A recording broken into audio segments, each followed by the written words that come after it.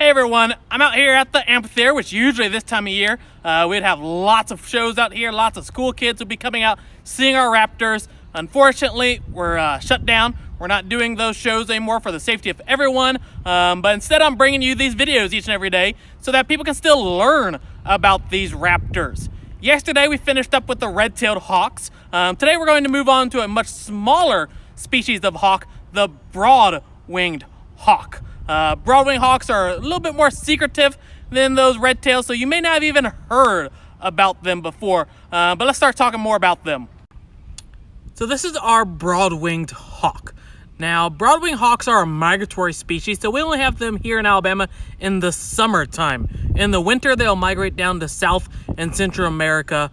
Massive migration, thousands and thousands of miles. I think they've done some research on them, and they travel about 70 miles a day. But then once they get to South and Central America, they really don't move around that much. They kind of stay in about a 1 square mile area. And so a massive migration down to South and Central America, where it's a little bit warmer. They can still find their food a little bit easier throughout the winter time. Now these birds, they're not very particular about their food. Some of these other raptors we've talked about, they really like those rodents.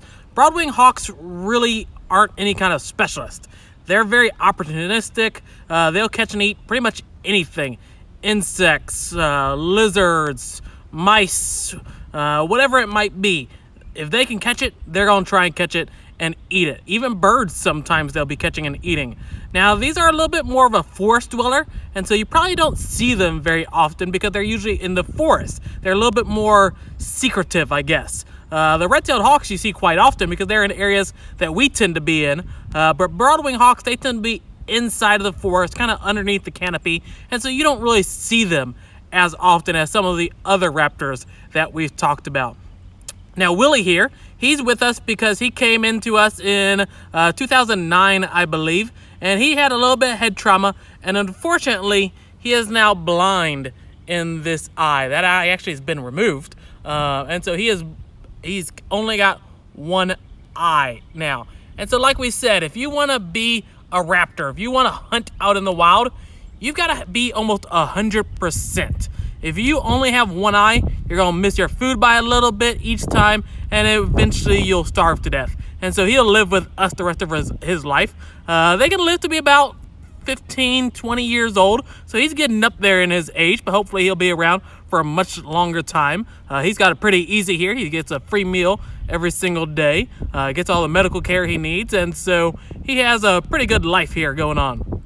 Now, broad-winged hawks, like I said, they're a little bit more secretive. They're in the forest, but they are a really cool bird because of that massive migration that they go through each and every year. And they're on a little bit of a smaller size. I think yesterday he weighed in at 320 grams, so not much at all, especially when we're talking about those red tails that have weighed in over 1,000 grams these past 2 days. And so these birds are a little bit smaller size than those red-tailed hawks. You may not see them as often because they're in the forest. And so they are one of the birds that we have here in Alabama, one of the hawks that are found here in Alabama. Not year-round, but we do have them here in the summer time. And he's a fairly average-looking broad-winged hawk. Some of them are a little bit darker, some of them are a little bit lighter. All these raptors vary a little bit on their coloration, but he's a fairly average-looking broad-winged hawk. Now, when these birds are migrating, they will travel in large groups, thousands and thousands of them together, migrating down to South and Central America.